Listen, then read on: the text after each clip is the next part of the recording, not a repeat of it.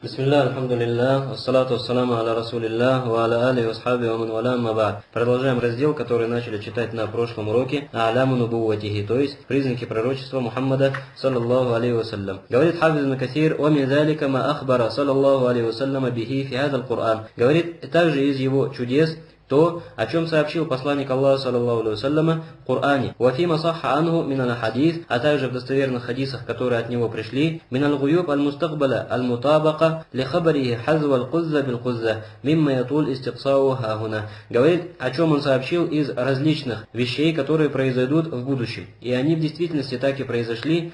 Хазу аль-кузза бил-кузза, то есть что называется шаг в шаг, след в след, или перо в перо, если брать стрелу. То есть произошли они точно так же, как он сообщил. Мимма ятулю истихсау хахуна, и приводить все это здесь будет очень долго. Значит, что представляет из себя вот этот вот признак пророчества Мухаммада, саллаллаху алейхи вассалям? То, что он сообщал о некоторых вещах, которые произойдут в будущем, о некоторых ситуациях, о некоторых явлениях и тому подобное, которые в будущем произойдут из того, что имеется в Коране и в его хадисах. Все это считается за его чудеса.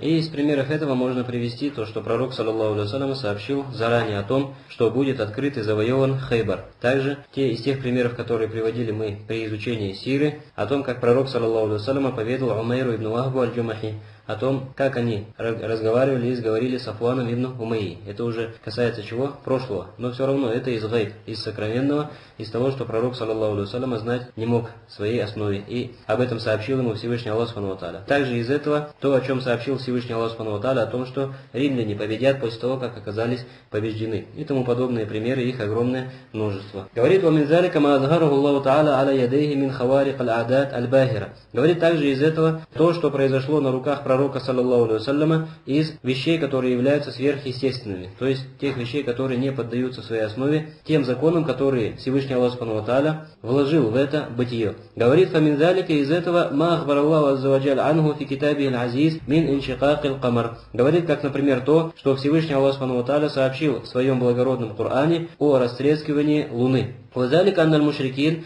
саалуха аятан». Говорит, и история эта заключается в том, что многобожники, то есть еще во время мекканского периода, до хиджры пророка, саллаллаху алейхи вассаляма, многобожники потребовали знамения и чуда от пророка, саллаллаху алейхи вассаляма, которое доказывало бы его пророчество. «Вакана залика лейлан фаашара илял камар». И говорит, эта их просьба была в вечерний период суток, то есть ночью. И пророк, саллаллаху алейхи вассаляма, указал им на луну фасара фиркатейн. И когда они взглянули на эту луну, луна разошлась на две части. То есть круг лунный диск разбился на две половинки, разошелся на две половинки. Говорит: «Фасаалу ман хауляху мин аль-ахья лиалла якуна кад сахарахум фаахбарухум бимисли ма раау». Говорит, и тогда многобожники, то есть не успокоились на этом, но узнали об этом и порасспрашивали об этом событии у тех племен, которые жили вокруг Мекки, то есть были далеко от этого места. И они также сообщили то, что действительно тоже видели луну, как она раскололась на две части. Для чего, говорит, многобожники спросили об этом у соседних племен? Почему? Потому что они боялись то, что пророк, саллаллаху алейхи вассаляма, очаровал их и околдовал их зрение. То есть, так что это лишь им показалось. На самом деле луна не раскололась. Для того, чтобы убедиться в этом, что действительно луна раскололась, они задали вопрос близлежащим племенам, которые жили вокруг Мекки. Говорит: «Уаза мутаватирун анху инда ахлил ильми бил ахбар». Говорит, и вот эта вот история является пришедшей к нам по пути мутаватир, то есть передается огромным количеством передатчиков, так что нет никакого сомнения в истинности и действительности этой истории. «Вахад раваху гайру вахид мин ас-сахаба радiyallahu анхум аджмаин». Говорит, и сразу большое количество сподвижников передавали эту историю и этот случай. Радiyallahu анхум аджмаин, да будет Всевышний Аллах субхану ва тааля доволен ими всеми. Что касается того, что эта история о раскалывании луны приходит в Коране, то это сура Аль-Камар. Приблизился час и раскололась луна. И что касается хадисов об этом, то они приходят у имама Аль-Бухари, также у имама Муслима, у Тирмизи и у других. Со слов Ибн Мас'уда, также приходят у Бухари и Муслима со слов Анаса ибн Малика, также приходят у Бухари и Муслима со слов Ибн Аббаса, радийаллаху анхум аджмаин. И вообще хадис об этом, то есть о раскалывании луны, приходит также от других сподвижников также, как, например, от Али ибн Аби Талиба, Хузейфа ибн Аль-Ямана, также от Джубейра ибн Мут'има и ибн Умара. Что касается хадиса ибн Умара, то приводит его имам Муслим. И сразу не один, то есть сразу большое количество имамов и хафизов этой общины указали на то, что этот хадис действительно является каким? Мутаватир, то есть дошедшим до уровня мутаватир, то есть таким, относительно которого невозможен сговор на ложь или выдумку этой истории. Значит, это один из примеров на что? На то чудо и сверхъестественное явление, которое совершил посланник Аллаха, саллаллаху алейхи вассаляма, с помощью Всевышнего Аллаха, субхану ва тааля. То есть, пророк, саллаллаху алейхи вассаляма, сам такой мог совершить или нет? То есть, своей личностью просто. Нет, такого сделать не мог. Но все это лишь поддержка от Всевышнего Аллаха, субхану ва тааля, пророку, саллаллаху алейхи вассаляма, чтобы доказать его правдивость и его действительное пророчество. И последнее, что необходимо здесь упомянуть, то, что касается вот этой вот вообще истории раскалывания Луны, то, как мы сказали, она доходит до уровня мутаватир. Но что касается того, что курайшиты задали вопрос также другим племенам, которые жили вокруг Мекки, то это приходит у Ибн Джарира ат-Табари в его тафсире, а также у имама Аль-Байхаки в его книге Далайль ан-Нубуа со слов Ибн Мас'уда. То есть в большинстве хадисов вот этот вот момент не приводится, и приводится только вот в этом хадисе Ибн Мас'уда, у Ибн Джарира ат-Табари, а также у Аль-Байхаки в его книге Далайль ан-Нубуа. То есть у Бухари и Муслима ты такого не найдешь. Так, говорит далее: وَمِنْ ذَلِكَ مَا ظَهَرَ بِبَرَكَةِ دُعَائِهِ فِي أَمَاكِنَ يَطُولُ بَسْطُهَا. Говорит, также из этого, то есть из таких чудес и сверхъестественных явлений, которые совершил пророк, саллаллаху алейхи вассалям, говорит, то, что случилось посредством его мольбы в различных местах, когда он делал какую-либо мольбу и приходила барака, то есть как бы благодать или благословение, и, например, увеличивалась еда, количество еды, или увеличивалось количество воды и тому подобные, говорит, моменты. Ятулю бастуха. Опять-таки, все это здесь привести, говорит, будет очень долго, и места для этого здесь не хватит. Говорит, ватадыху муджалладат адида ан хасриха. Говорит, если бы мы захотели привести все это, то даже большого количества томов не хватило для этого. وقد جمع الحافظ أبو بكر البيهقي رحمه الله تعالى كتابا شافيا في ذلك مقتديا بمن تقدمه في ذلك. Говорит, и хафиз Абу Бакр аль-Байхаки собрал относительно этого целую книгу. Это как раз и есть книга, которая называется Далайль ан-Нубуа. Она напечатана или издана во скольки? В 7 томах. Говорит, и Аль-Байхаки в этом последовал за теми имамами, которые были раньше него, то есть жили раньше него и тоже писали такие книги. Камактада бихи кафируна ба'даху рахимахумуллаху та'аля. Говорит, и также те, которые жили после Аль-Байхаки, также взяли пример уже в свою очередь у Аль-Байхаки и тоже написали такие книги. И, как известно, целая группа книг, которая носит одно и то же название, Далайль ан-Нубуа, была написана различными учеными этой общины. Как, допустим, книга Далайль ан-Нубуа, которую написал Абу Нуаим, также Аль-Фирьяби, также Аль-Байхаки и другие. Все они называются Далайль ан-Нубуа. Значит, привел Хафиз ибн Касир еще одно из чудес какое в общем виде, то, что часто в различных местах и в различные времена пророк, саллаллаху алейхи вассалям, возносил мольбу ко Всевышнему Аллаху субхану ва тааля, и посредством его мольбы приходила благодать, либо в воде, либо в еде и тому подобное. И Хафиз ибн Касир в общем указал на то, что этих моментов и ситуаций, которые произошли в жизни пророка, саллаллаху алейхи вассалям, очень много, поэтому здесь всех их привести не получится. Один только, говорит имам Аль-Байхаки в своей книге Далайль ан-Нубуа, написал этих моментов, а также различных других, сразу на сколько? На 7 томов. И другие имамы также об этом писали. Здесь, говорит, приведем только часть из них. Фаминзалика, например, из этого, аннаху саллаллаху алейхи вассаляма да Аллаха та'аля фис сахла, аллати канат ма ибн Мас'уд фир-раи. Говорит из этого то, что пророк, саллаллаху алейхи вассаляма, сделал дуа относительно ас-сахла. Сахла — это маленькая козочка.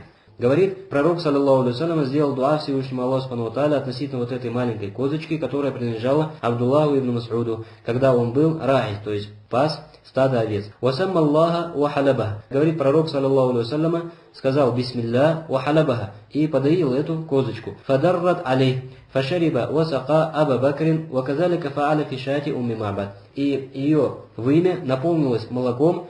Пророк, саллаллаху алейхи вассалям, выдаил это молоко, напился его сам и напоил им Абу Бакра, радийаллаху анху. Что касается вот этого вот хадиса, то приводит его имам Ахмад, ат-Таялиси, Ибн Саад в своей книге Ат-Табакат, а также многие другие, в том числе Аль-Байхаки в своей книге Далайль ан-Нубуа, со слов Ибн Мас'уда, радийаллаху анху. И иснад этого сообщения является хорошим, то есть годным в довод, и назвал его достоверным шейх Ахмад Шакир в его та'аликатах, то есть в его тахкике, на что на муснад имама Ахмада. И также Ибн Кафир в своей книге Аль-Бидая wan-Нихая сказал: «Ва киссату хази сахиха фис сахах ва гайриха валлаху алям». Эта история является достоверной, приходит в достоверных сборниках, а также в сборниках других, и одному Аллаху лучше известно. И также сказал Аль-Хайсами в своей книге Маджма аз-Заваид, этот хадис приводит имам Ахмад, а также Абу Я'ля, и передатчики в этих сборниках этого хадиса являются передатчиками достоверных сборников. Значит, что получилось? Вот эта вот история о том, что однажды пророк, саллаллаху алейхи вассаляма, пришел или взял козочку Ибн Мас'уда и сделал дуа относительно нее, ее вымя наполнилось молоком, и пророк, саллаллаху алейхи вассаляма, надоел ее так, что выпил из этого молока сам и напоил им Абу Бакра, и обоим им хватило молока одной маленькой козочки, это приходит с хорошим иснадом. То есть это действительно является историей какой установленной. «Ваказалика фааля фи шати умми Ма'бад». Говорит, и подобным же образом поступил пророк, саллаллаху алейхи вассаляма, относительно овечки Умму Ма'бад. Нам этот хадис относительно овечки Умму Ма'бад также является хорошим. Приходит со слов Хубейша ибн Халида. Хубейш ибн Халид. И у него есть сразу несколько поддерживающих хадисов, а это хадис со слов Кайса ибн ан-Ну'мана и со слов Джабира ибн Абдилля, со слов Абу Бакра Сиддика. Эти все хадисы поддерживают хадис Хубейша ибн Халида и указывают на его достоверность и на его установленность. И сказал Хафиз ибн Касир в своей книге «Аль-Бидая ва Нихая», «Ва киссатуха машхура марвия мин турукин яшудду ба'духа ба'дан». То есть эта история является известной, которая передается несколькими иснадами, каждый из которых поддерживает друг друга, то есть доводит до уровня годного в довод. И также эту же историю назвал достоверный Ибн Хаджар в своей биографии относительно Кайса ибн Ну'мана. То есть, когда делал или писал биографию Кайса ибн Ну'мана, упомянул об этой истории и указал на то, что она является какой? Является достоверной. Говорит, «Вада'a лит-Туфейль ибн Амр, фасарат лау ая фи тарафи саутих, нурун яльмау юра мин бу'д».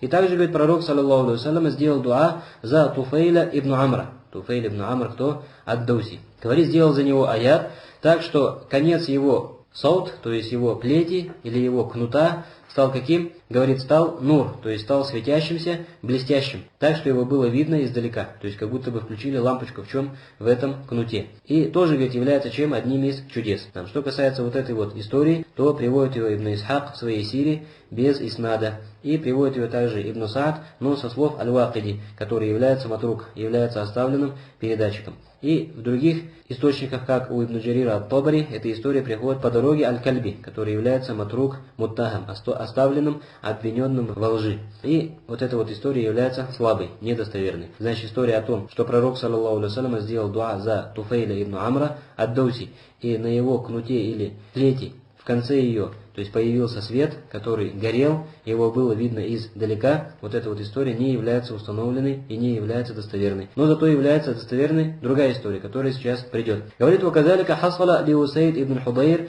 وَعَبَّاد ибн Бишр аль-Ансари وَقَدْ خَرَجَ مِنْ عِنْدِهِ فِي لَيْلَةٍ ظَلْمَةٍ. Говорит, подобная же история произошла с двумя сподвижниками. Одного из них звали Усейд ибн Худайр, а второго звали Аббад ибн Бишр аль-Ансари. Они оба были у пророка, саллаллаху алейхи вассалям, и засиделись у него до ночи. И затем, когда отправились домой, вышли из его дома, то есть шли уже в полной темноте, во мраке. И перед ними появилось два луча, или как бы два фонаря, два света, которые светили и освещали им дорогу. И когда они разошлись, то есть каждый уже пошел по своим домам, один пошел по одной дороге, а второй пошел по другой дороге, эти два света тоже разделились. Один пошел с Аббадом ибн Бишром, другой пошел с Усейдом ибн Худайром. И этот свет был с ними, пока они не дошли до своих домов. Что касается вот этой вот истории, то она уже приходит у имама Аль-Бухари, является достоверной, приходит со слов Анаса ибн Малика, радийаллаху анху. И приходит также в других сборниках. Например, у имама Ахмада, также у Абдур-Разака в его Мусаннафе, у Аль-Хакиме в его Мустадраке и в других сборниках. В общем говоря, эта история является какой? Достоверной. Значит, Усейд ибн Худайр, Аббад ибн Бишр аль-Ансари, оба они вышли от пророка, саллаллаху алейхи вассалям, ночью, и в полном мраке, когда шли, перед ними появилось два света. И затем, когда они разделились по дороге, один свет пошел с одним, а другой свет пошел с кем? С другим, пока они не дошли до своего дома. И это также из барака, из благодати и благословения пророка, саллаллаху алейхи вассалям, так как эти два человека, Усейд ибн Худайр и Аббад ибн Бишр, были никем иным, как его двумя сподвижниками. И разошлись они в эту ночь именно от кого? От пророка, саллаллаху алейхи вассалям. И стало это для них как карама, оказание почета от Всевышнего Аллаха субхану ва тааля. Ушли с маджлиса пророка, саллаллаху алейхи вассалям, ночью и дошли до дома при свете. Говорит, «Вада Аллаха аля саба, алладина сахиру минху ва ху юсалли, факутилю бибадр. Также из этих чудес то, что однажды, когда пророк, саллаллаху алейхи вассалям, совершал намаз, 7 из курайшитов насмехались и издевались над ним. Сидели в стороне, смотрели на него, издевались и насмехались над ним. И тогда пророк, саллаллаху алейхи вассалям, в своем намазе сделал против них дуа. Сказал: «О Аллах, убей такого-то, такого-то, такого-то», и назвал их по именам. Сколько их было? 7 человек. И действительно все они оказались убитыми в битве при Бадре. Этот хадис приходит у имама Аль-Бухари, а также у имама Муслима. И также в других сборниках приходит со слов Абдуллаха ибн Мас'уда. Здесь необходимо указать, что 7 вот этих, кто такие, то есть 7 курайшитов. Первый из них это Абу Джахль. Разве Абу Джахль вышел на битву при Бадре? Он же дома остался. За него вышел другой человек. Это Абу Лахаб, так или нет? Абу Лахаб остался дома, за него вышел за плату другой человек, то есть тот, который должен был ему денег.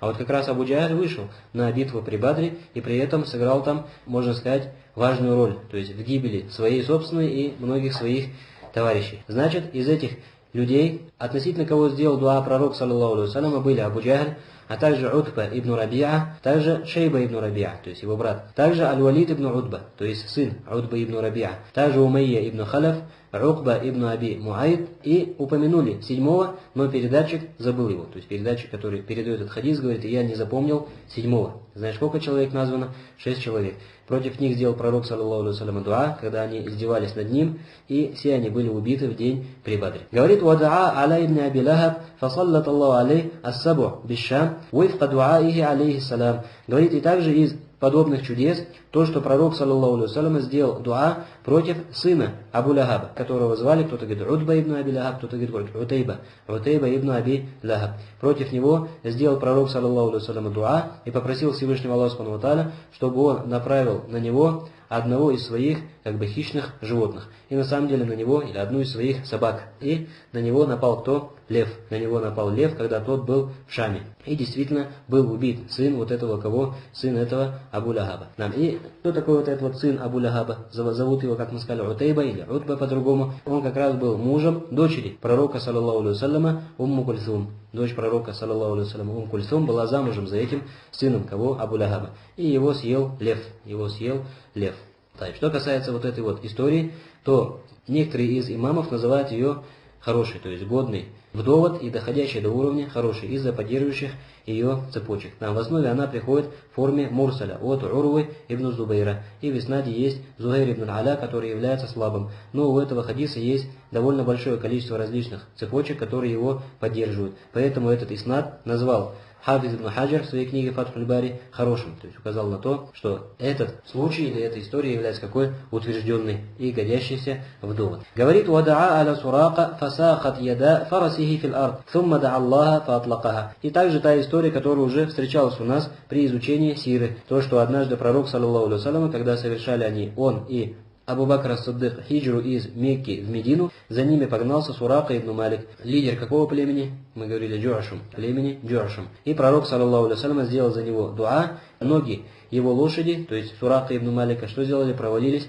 в землю, так что он не мог выйти с этой своей лошадью из земли, что называется, так вытащить ее не мог. И затем попросил пророка, саллаллаху алейхи вассалям, что называется, отменить эту дуа и сделать наоборот дуа, чтобы Всевышний Аллах субхану ва тааля вытащил это животное из земли.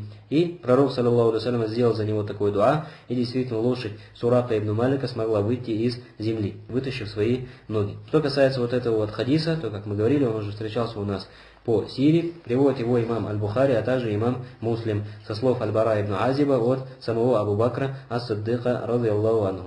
И этот же самый хадис приводит Аль-Хаким в своем Мустадраке со слов уже самого Сураки ибн Малика ибн Джуашума, с его же непосредственно слов. Говорит: «Варама куффара Курейш фи Бадр бикабла мин хазба, фаасаба куллям минхум шей'ун минха». Говорит, и также из того, что произошло, то, что в битве при Бадре пророк, саллаллаху алейхи вассалям, взял горсть небольших камешков и что сделал? Кинул в сторону курайшитов, кинул в сторону многобожников, в сторону врага. И каждого из этих многобожников постигло что-то из этих камешков, или из этой пыли, из этого песка, который бросил пророк, саллаллаху алейхи вассалям. «Вахазамахумуллах». Говорит, и Всевышний Аллах Субхану ва Тааля довел это дело до полного поражения курайшитов в этой битве. В битве какой? В битве при Бадре. Что касается вот этой вот истории, о том, что пророк, саллаллаху алейхи ва саллям, кинул горсть камней или песка в сторону курайшитов, и каждого из них постигло что-то из этого песка или что-то из этих камешков, эта история приходит у Ибн Исхака и в других также сборниках со слов Хакима ибн Хизама с хорошим иснадом. И в общем говоря, эта история является установленной, годной в довод. «Вакадалика фааля йома Хунейнин сава». И говорит, и то же самое сделал пророк, саллаллаху алейхи ва саллям, в день битвы при Хунейне. Помним или нет?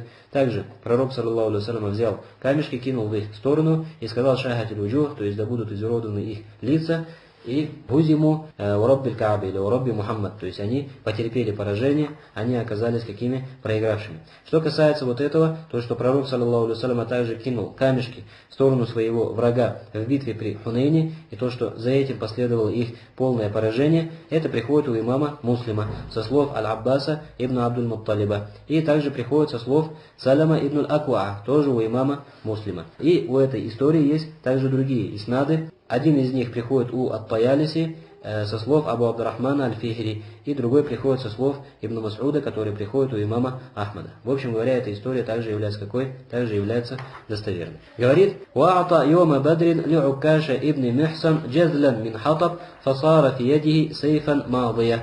Говорит, и в день битвы при Бадре пророк, саллаллаху алейхи ва саллям, дал, то есть как бы большую ветвь, или большую ветку дерева Укаши ибн Михсана. Укаши ибн Михсан — это кто такой? Как мы говорили, помните, встречается у нас в хадисе один из обрадованных раем, тот, который зайдет в рай без расчета и без наказания. По контексту от самого посланника Аллаха, саллаллаху алейхи вассалям. Так вот, говорит пророк, саллаллаху алейхи вассалям, дал ему как бы ветку или полено, и оно, говорит, превратилось в меч. Малый, то есть которая рубила головы врага. Что касается вот этой вот истории, то она не является достоверной. Приходится с надами какими? Приходится с надами слабыми. И приходит в форме мурсаля. Приходит у Ибн Исхака вообще без всякого иснада. И приходит в других источниках, в них Аль-Вакиди, который является оставленным передатчиком. В общем говоря, история о том, что пророк, саллаллаху алейхи ва саллям, дал полено или большую ветвь Укаши ибн Михсану, и это полено превратилось в меч, вот эта вот история не является достоверной, является слабой. Говорит: «Уахбара аммаху Аль-Аббас, ва хуа асир,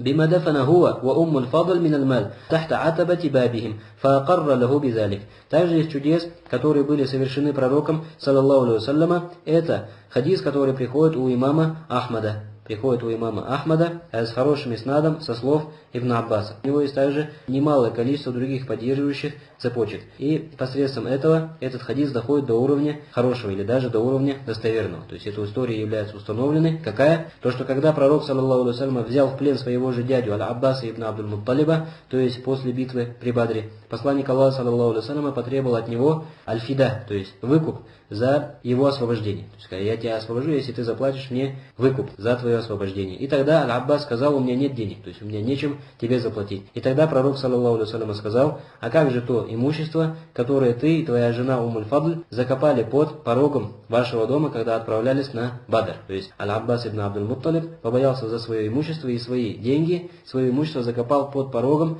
своего дома.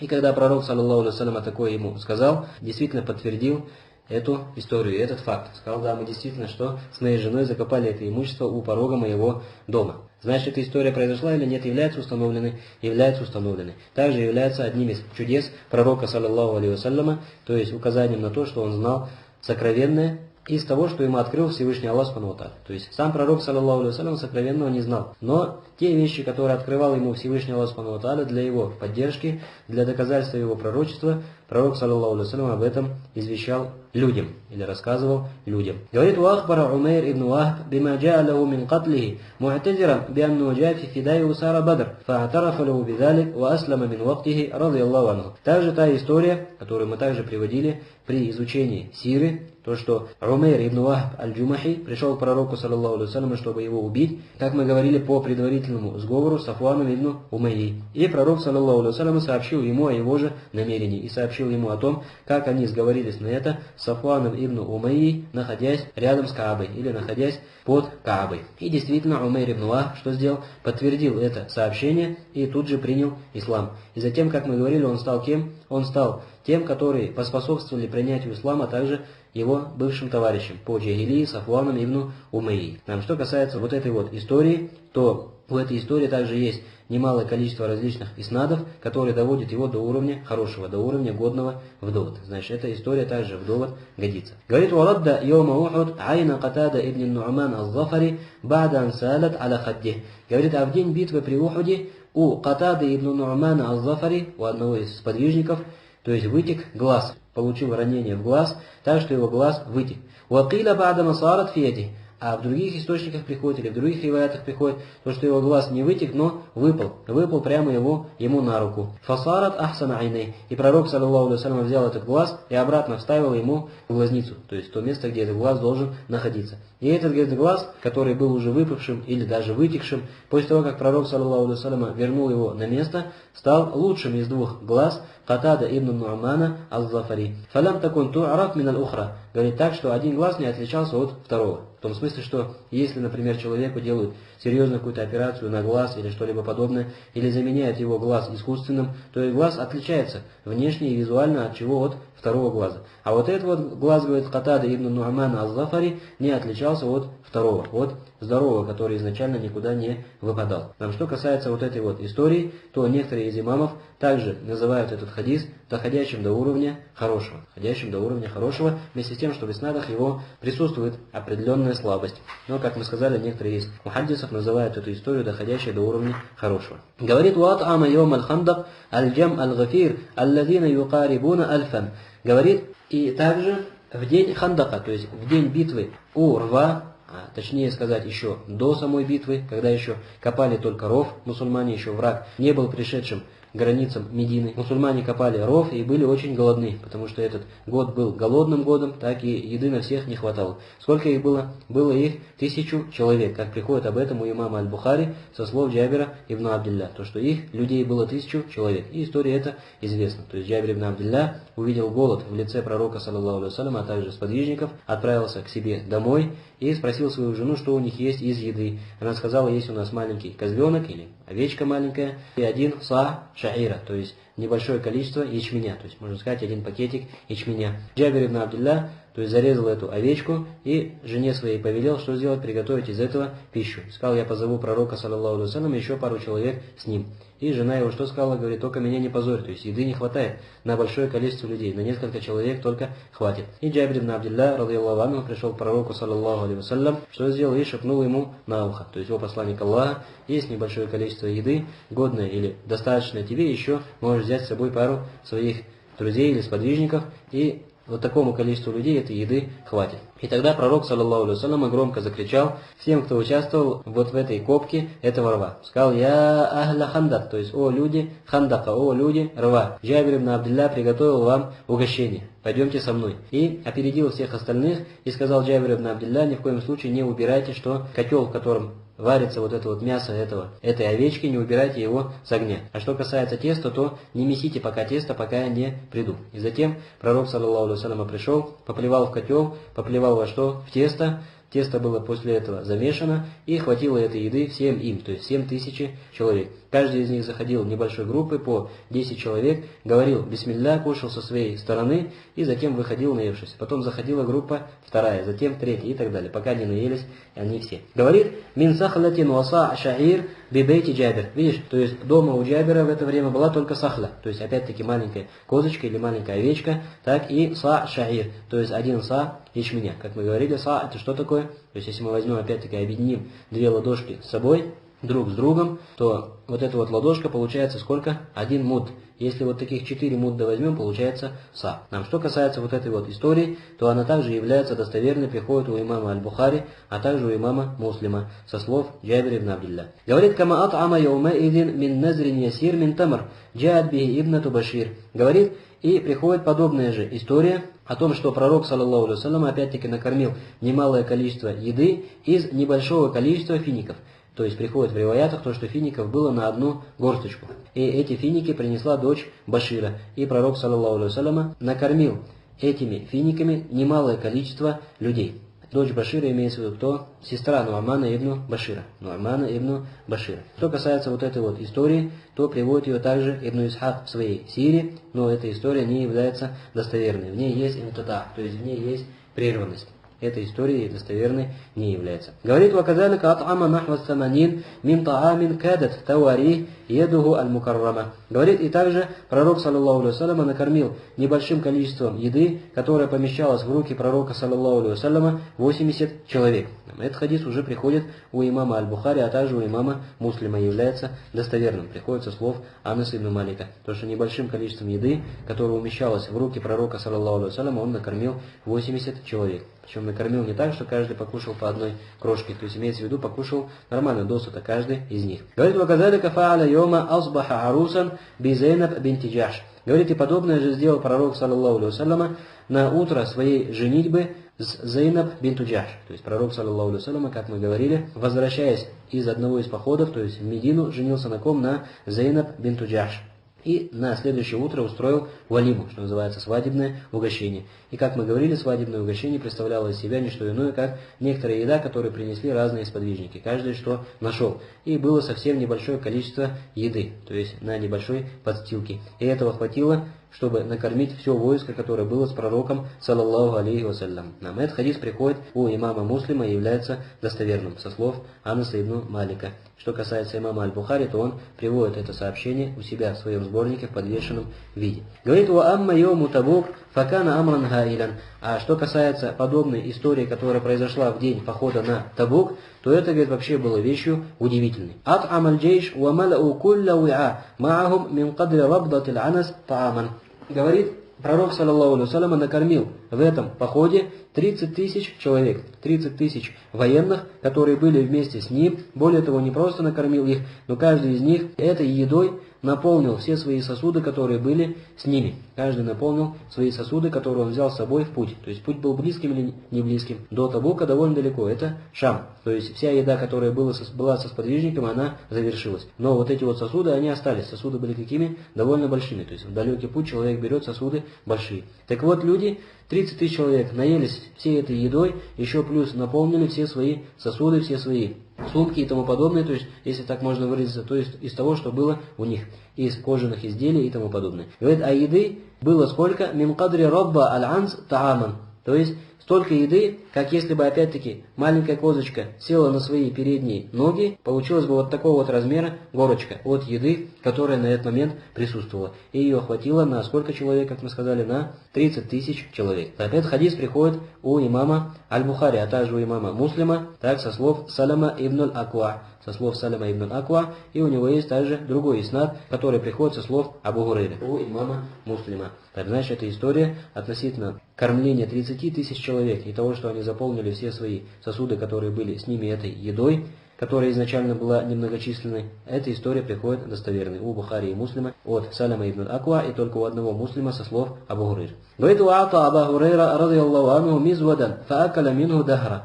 А также приходит то, что пророк, саллаллаху алейхи вассаляма, попросил барака, благодати за некоторые из фиников, которые были у Абу Гурейры. И Абу Гурейра поместил их в мизват, то есть в небольшую опять сумочку или котомку, которая была с ним. И говорит, Абу Гурейра ел из нее чуть ли не всю свою жизнь. «Ваджахаза минху фи сабилилля шей'ан касира». Более того, говорит, если он выходил в поход, и эта сумочка была с ним, то он кормил из нее большое количество людей. То есть все этой еды вытаскивал финики, постоянно за свою руку вытаскивал, финики там не заканчивались. Говорит: «Валям язаль мааху иля айям мактали Усман». И вот эта вот котомка с этими финиками так и была с ним до самых дней убийства кого? Усмана ибн Аффана. Потом приходит от самого же Абу Гурейры то, что эта котомка оторвалась у него и потерялась. То есть он ее утерял. То есть история приходит какая в своей основе? То, что Абу Гурейра, радийаллаху анху, принес небольшое количество фиников и попросил пророка, саллаллаху алейхи вассаляма, чтобы он сделал дуа за эти финики, чтобы ему эти финики были постоянной пищей, которая не заканчивается.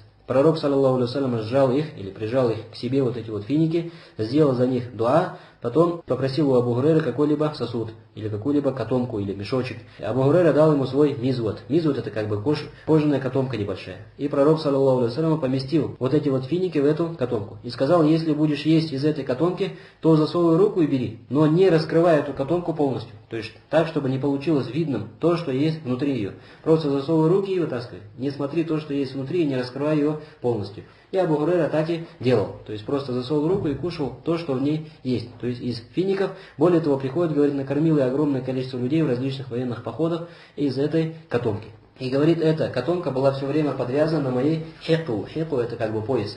То есть на поясе была постоянно, говорит, эта котомка у меня привязана. И говорит, она отцепилась от меня и оторвалась в той смуте или в те дни, когда был убит Усман ибн Аффан, радийаллаху анху. После этого он ее уже эту котомку не нашел. Эта история приходит у кого? Приходит у имама ат-Тирмизи. И сам же имам ат-Тирмизи называет этот хадис хорошим. Нам приходит этот хадис со слов Абу Хурейры, и действительно иснад его является хорошим. Также шейх Аль-Албани называет иснад этого сообщения хорошим в сборнике имама ат-Тирмизи. И приходят у него также различные другие поддерживающие цепочки в самых различных других сборниках хадисов. Все они поддерживают этот иснад и доводят его до уровня хорошего, как мы сказали выше. То есть эта история действительно установлена. Это, брат, также является одним из безусловных чудес пророка, саллаллаху алейхи вассаляма. То, что привыкли многие из русскоязычных людей и так далее еще с детства читать в различных сказках, как, допустим, что скатерть-самобранка и тому подобные вещи, которые, то есть еда в которых не уходит. То есть если это читается детьми только в качестве сказок, то во времена пророка, саллаллаху алейхи вассаляма, такое происходило в действительности.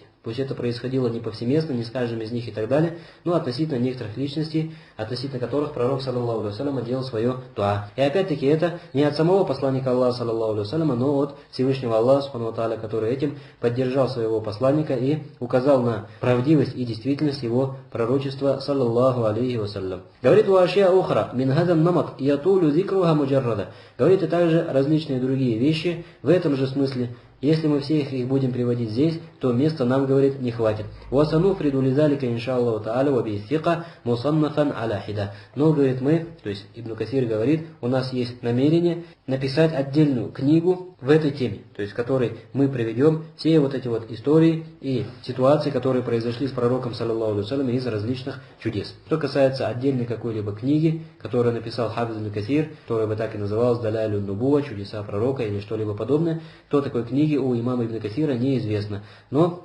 есть лишь то, что Хафиз ибн Касир привел огромное количество вот этих вот ситуаций и случаев, которые произошли с пророком, саллаллаху алейхи вассалям, в его жизни, привел в своей книге какой? «Аль-Бидая ва Нихая».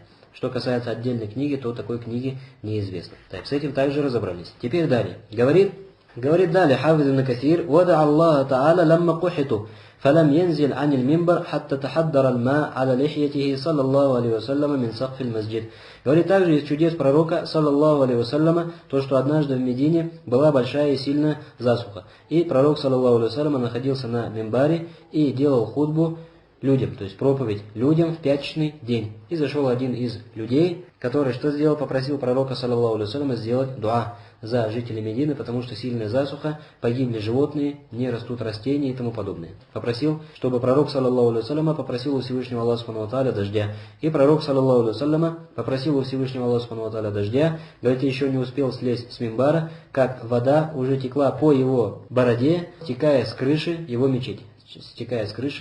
То есть известно, что крыша мечети пророка, саллаллаху алейхи вассаляма, была из чего сделана? Из пальмовых волокон, то есть если пальмовых ветвей. То есть если приходил дождь, то он попадал также внутрь мечети. Вот, говорит, пророк, саллаллаху алейхи вассалям, еще с мимбара не слез, как вода от дождя уже текла по его бороде, то есть замочила его бороду. وَقَدْ كَانَ قَبْلَهُ لَا يُرَى فِي السَّمَاءِ سَحَابَةٌ وَلَا قَزْعَةٌ وَلَا قَدْرُ الْكَفْ. Говорит, при том, что перед этим, то есть когда человек зашел в мечеть, на небе, говорит, что не было ни одного облака и ни одного облачка. То есть казаа это как бы небольшое совсем облачко. Ни одного облачка, говорит, далеко до самого горизонта на все, что называется, 360 градусов, не было ни одного облачка. ثُمَّ لَمَّا اسْتَصْحَى لَهُمْ إِنْجَابَ السَّحَابَ عَنِ الْمَدِينَةِ حَتَّى صَارَتِ الْمَدِينَةِ فِي مِثْلِ الْإِكْلِيلِ. И потом наоборот, то есть дождь шел целую неделю. Непрекращающийся дождь шел на Медину целую неделю после этой мольбы пророка, саллаллаху алейхи вассаляма. И этот же человек, некоторые говорят другой, зашел уже на следующую пятницу, когда опять-таки пророк, саллаллаху алейхи вассаляма, делал хутбу, проповедь с мимбара своей мечети людям в пятничный день. Этот человек опять-таки зашел и попросил теперь уже дуа наоборот. Сказал: «О пророк, сделай дуа Всевышнему Аллаху субхану ва тааля, чтобы увел от нас дождь». То есть дождь может навредить нашему городу, может навредить жителям Медины и тому подобное. Более того, уже приносит вред. И пророк, саллаллаху алейхи вассаляма, что сделал? Попросил опять-таки дуа у Всевышнего Аллаха субхану ва тааля увести этот дождь на окраины Медины. И действительно, говорит, Медина осталась фимислиль иклиль, как бы как в короне. То есть все тучи разошлись от Медины по кругу, так что они стали вокруг нее, а над самой Мединой осталось опять-таки голубое небо без капли дождя. И дождь был уже куда? Дождь уже шел на окраины Медины, а не на саму Медину. Значит, это из чудес или не из чудес? Из чудес. То есть в одну пятницу пророк, саллаллаху алейхи ва саллям, делает дуа, так что на улице сильная засуха, и приходит дождь, который после этого идет 7 дней подряд, не прекращаясь. И уже на следующую пятницу, наоборот, требуется дуа, чтобы дождь этот увести. Опять-таки пророк, саллаллаху алейхи ва саллям, делает дуа, и тучи расходятся, наоборот, от Медины, оставляет Медину сухой, то есть без дождя. Говорит нам, что касается вот этого вот хадиса, то он приходит у имама Аль-Бухари, а также у имама Муслима с различными иснадами от Анаса ибн Малика, радийаллаху анху. И этот хадис известен также нам, встречается в какой книге? В книге Умдатуль Ахкам, то есть один из хадисов, который изучается требующими знания на первоначальных стадиях требования знания и изучения этой религии. Говорит: «Вада Аллаха аля Курайш, фаасабаху миналь джахди ма ла юаббару ан». Также говорит из чудес пророка, саллаллаху алейхи вассаляма, то, что однажды пророк, саллаллаху алейхи вассаляма, сделал дуа против курайшитов, чтобы их постигла засуха. То есть, сказал Аллаху мадж'альха алейхим синин ка сини Юсуф. О Всевышний Аллах, сделай на них засуху такая же, как была во времена Юсуфа, алейхиссалям. Говорит: «Фаасабахум миналь джахд, ма ла юаббару ан». И постигла, говорит, их такая засуха и такие сложности и трудности, которые невозможно высказать. Нам приходит этот хадис со слов Ибн Мас'уда у имама Аль-Бухари, Муслима, Тирмизи и других. В нем приходит, то есть говорит Ибн Мас'уд, и дело дошло до того, что курайшиты ели мертвечину, ели трупы животных, ели кости, ели кожу и тому подобное. То есть все, что можно было кушать от сильной засухи и от сильного голода. Говорит: «Хатта сархаму». И потом они попросили пророка, саллаллаху алейхи ва саллям, помиловать их. То есть приходит в хадисе, у Бухари и Муслима хадис со слов Ибн Мас'уда, что пришел Абу Суфьян и сказал пророку, саллаллаху алейхи ва саллям: «О Мухаммад, ты заявляешь о том, что необходимо поддерживать родственные связи и тому подобное, и ты сделал такой дуа, от которого твои родственники или твой род и твое семейство вымирает от чего? От голода». И попросил сделать дуа наоборот, то есть чтобы эта засуха завершилась и пришло то, что было до засухи, то есть обычная погода, что называется. «Фаатафа алейхим», пророк, саллаллаху алейхи ва саллям, сжалился над ними, «фауфриджа анхум», сделал дуа Всевышнему Аллаху субхану ва тааля, и пошел дождь, то есть засуха на этом была завершена.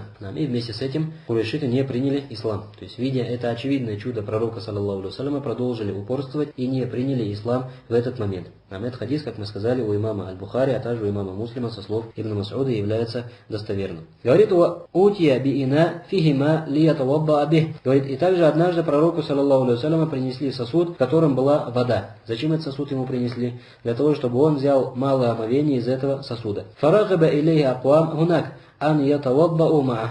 Говорит: и целая группа людей, или целые даже группы людей, также пришли к пророку, саллаллаху алейхи ва саллям, и захотели взять малое омовение из этого сосуда. То есть не нашли себе воды, с которого они могли бы взять вуду, и попросили пророка, саллаллаху алейхи ва саллям, разрешения взять вуду из его сосуда. И приходит то, что воды в этом сосуде было очень мало. Сейчас об этом придет. Говорит: «Фавода аедову фидали калина фама васиаха». Видишь, пророк, саллаллаху алейхи ва саллям, говорит, опустил свои руки в этот сосуд, и воды было в нем настолько мало, что даже его ладони, то есть не покрылись, не утонули в этой воде. То есть воды было так мало, что даже не покрывали руки пророка, саллаллаху алейхи вассалям. Говорит: «Сумма да Аллах». А затем пророк, саллаллаху алейхи вассалям, попросил у Всевышнего Аллаха субхану ва тааля своей мольбой: «Фанаба альма мин бейни асабихи, саллаллаху алейхи вассалям». И вода начала что делать? Выходить из-под его пальцев, как бы струиться, выбивать фонтаном из его пальцев и увеличиваться. Что касается вот этой вот истории, то в ней приходит, во-первых, этот хадис приходит опять-таки у имама Аль-Бухари, а также у имама Муслима, уже со слов кого? Также Анаса ибн Малика, радийаллаху анху. И приходит то, что их было около 300 человек. То есть людей, которые пришли и хотели взять малое омовение из этого сосуда, в котором была вот эта вот вода, их было около 300 человек. То есть если мы возьмем один человек, если даже достаточно будет ему на малое омовение, например, стакана воды или 2 стаканов, пусть будет пол-литра или литр, то 300 человек это возможно сколько? 200 литров или 300 литров воды. И воды, как мы сказали, было очень мало, не покрывала даже ладонь пророка, саллаллаху алейхи вассалям. И несмотря на это, воды хватило всем, с чем с излишком и с достатком. Говорит далее: «Вакадалика фаали йоман Худайби». И такое же, или подобная же история произошла также в день подписания Худайбийского договора. «Вакан аль-джейшу альфан варба'мия». И людей было 1400 человек. Нам приходит то, что они спустились. Помните или нет, когда пророк, саллаллаху алейхи вассалям, из Медины отправился в Мекку, курайшиты его не пустили, пророк, саллаллаху алейхи вассаляма, опустился на привал Худайби, недалеко от Мекки, уже на границах Мекки. И это место было засушливым, в нем не было воды. И людям нечего было пить и нечем было взять мало омовения, ради Аллаху анхум. Говорит Каля Джабир, «Валау кунна миата альф лакафада». Говорит Джабир ибн Абдилля, и воды, говорит, было настолько много, то есть после того, как пророк, саллаллаху алейхи вассалям, опять-таки сделал дуа за эту воду, воды стало настолько много, что даже если бы нас было 100 тысяч человек, то нам этой воды было бы достаточно. Хватило бы на то, чтобы напиться, взять мало омовения и тому подобное. Этот хадис приходит у имама Аль-Бухари, а также у имама Муслима со слов Джабир ибн Абдилля, ради Аллаху анху. «Ваказалика фааля фи ба'ди асфарихи, биqatra мин ма фи сиqa». Говорит, и такая же история, или подобная история, произошла с пророком, саллаллаху алейхи вассаляма, в одном из его путешествий, когда у пророка, саллаллаху алейхи вассаляма, не было воды, и у целого также войска не было воды. Не знали они, чем взять малое омовение и чем утолить жажду. И пророк, саллаллаху алейхи вассаляма, опять-таки обратился к Джабиру ибн Абдилля и приказал найти ему воды. И тот пошел по людям, то есть обращался и говорил: «Халь минма лиль вуду», есть ли у кого-либо вода для малого омовения. И не нашел никакой воды. И нашел только один небольшой сосуд кожаный. И я посмотрел в него и увидел, что воды там так мало, что я боялся, если я эту воду вылью в другой какой-либо кожаный сосуд, то вот эта кожа как бы впитает в себя всю эту воду. То есть сухая кожа, если на нее эта вода попадет, то эта кожа эту воду впитает. То есть воды было много или мало? Воды было мало. Так что если бы он перелил эту воду из одного сосуда в другой, в этом втором сосуде воды бы не появилось. Но она бы впиталась в кожу этого сосуда. Говорит, больше никакой воды во всем войске я не нашел. Каль ар-Рауи, сказал ар-Рауи, сказал передатчик, имеется в виду Джабир ибн Абдилля, ради Аллаху анху. Говорит, «Ламма амарани ан афругаха фил уиа, хашиту ан яшрабаха ябисул кирба». Видишь, я, говорит, пришел к пророку, саллаллаху алейхи вассалям, и сказал ему, что я во всем войске не нашел воды. И нашел воду лишь в одном сосуде, но, говорит, ее там так мало, что если я вылью ее в другой сосуд, то другой сосуд или сухость этого сосуда, что сделает? Впитает в себя эту воду. Фавада едаху фиха. И тогда пророк, саллаллаху алейхи вассалям, опять-таки положил свои руки в эту воду, вада Аллаха Та'аля, и обратился с мольбой ко Всевышнему Аллаху, субхану Та'аля. Фанаба аль-ма мин бейни асаби'и ли асхабихи, хатта таваббау ва шарибу. Говорит, и опять-таки вода начала сочиться из-под его рук, то есть выходить как бы фонтаном или струей, и говорит, этой воды опять-таки хватило всем его сподвижникам, всем людям, которые были в этом войске. Таваддау, все они взяли малое омовение, вашарибу, и напились этой водой. Что касается вот этой вот истории, то она приходит у имама Муслима. То есть очень длинная история, хадис является очень длинным, и в ней приходят также другие различные факты вот этого вот военного похода, и один из них вот этот вот, на который указал здесь Хафиз ибн Касир. Говорит, «Ваказалика ба'аса сахмаху иля айни л-Худайбия, фауди'ат фиха, фаджашат бильма, хатта кафатху». И еще одна подобная была история, опять-таки во время худайбийского похода или худайбийского договора. Как мы говорили, эту историю мы тоже уже упоминали где? Еще при изучении самой сиры. Это не та же самая история, которую мы упоминали только что при Худайбе. Как сказал Джабир ибн Абдилля, если бы нас было 100 тысяч человек, то нам бы ее хватило. Это еще другая история. Тоже в этом же походе на Худайбию произошел еще другой случай. Когда пророк, саллаллаху алейхи вассалям, остановился на привал со своими людьми, со всем этим войском, а сколько их было? 1500 человек. Пророк, саллаллаху алейхи вассалям, взял из своего колчана стрелу, отдал ее одному из сподвижников и указал на то, чтобы он пошел на Айн. Айн это переводится как источник. Но более правильно сказать, то, что там был колодец, то есть альбир муатталь, что называется, старый колодец, который уже не работал, то есть воды в нем давным-давно уже не было. И пророк, саллаллаху алейхи вассалям, приказал этому сподвижнику как бы бросить или воткнуть эту стрелу в этот колодец. И после того, как он так сделал, из-под этой стрелы, что опять-таки пошла вода. И воды образовалось настолько много, что все верблюды, которые были с пророком, саллаллаху алейхи вассалям, а сколько их было? Их было 150 верблюдов. Все они напились этой водой, люди напились этой водой, взяли омовение и тому подобное. Говорит, «Фаджашат бильма». То есть, когда этот сподвижник воткнул эту стрелу пророка, саллаллаху алейхи вассалям, в это место, «Джашат альма», то есть, как бы вода, что сделала, начала биться из-под земли. «Хатта кафатхум», так что этой воды хватило им всем. Этот хадис приходит у имама Аль-Бухари со слов Аль-Мисвара ибн Махрамы и Марвана ибн Аль-Хакама. И хадис также является каким достоверным. Говорит: «Ваказалика фааля йома зад ас-сатихатейн, сака асхабаху ва таваддау». Говорит: и также поступил пророк, саллаллаху алейхи вассалям, в день, который называется зату сатихатейн. То есть, опять-таки, пророк, саллаллаху алейхи вассалям, был с войском или с отрядом, так что не было у пророка, саллаллаху алейхи вассалям, воды. То есть, вода у них закончилась в их войске. И они нашли одну из женщин, у которой было сатихатан, то есть, как бы два бурдюка с водой. Пророк, саллаллаху алейхи вассалям, взял у нее этой воды и прочитал над этой водой какие-то мольбы, то есть какую-то дуа, и этой воды опять-таки хватило всем его сподвижникам. Все они взяли малое омовение, напились из нее, и потом вернули эти два бурдюка обратно этой женщине так, что воды в этом бурдюке так и не убавилось. То есть в этих бурдюках, как вода была, так и она и осталась на этом же уровне. Видишь, даже, говорит, одному из подвижников приказал, что сделал, взять гусль этой водой. То есть он ходил, брал таяммум, и пророк, саллаллаху алейхи вассалям, спросил его: почему берешь таяммум? Говорит: нет воды, которой я мог бы взять гусль. И после этого, когда вода появилась, пророк, саллаллаху алейхи вассалям, велел отвести ему воды также. И сказал: отдайте ему воды, пусть возьмет гусль. Говорит, из этих двух бурдюков, которые принадлежали этой женщине, то есть у которой они эти два бурдюка забрали, говорит, из этих бурдюков воды не убавилось. Фазахабат иля каумиха, и тогда она забрала свои бурдюки, повесила их на свое животное, на верблюда, и вернулась обратно к своему народу. Факалят, и когда вернулась, сказала: раайту льем асхара ахлил ард, ау иннаху ланаби. Сегодня я видела человека, который является самым лучшим колдуном на всем лице земли. То есть такого колдовства я еще не видела. То есть такое огромное количество людей, говорит, напились моей водой, которая у меня в бурдюках, напились сами, набрали себе, напоили животных, многие помылись, даже взяли гусуль, а воды, говорит, как было, так и осталось. Такого, говорит, колдуна я еще никогда не видела, либо же, говорит, он действительно пророк, как о себе заявляет. Сумма асламат, а потом через некоторое время эта женщина приняла ислам, у аслама каумуха, и весь ее народ также принял ислам.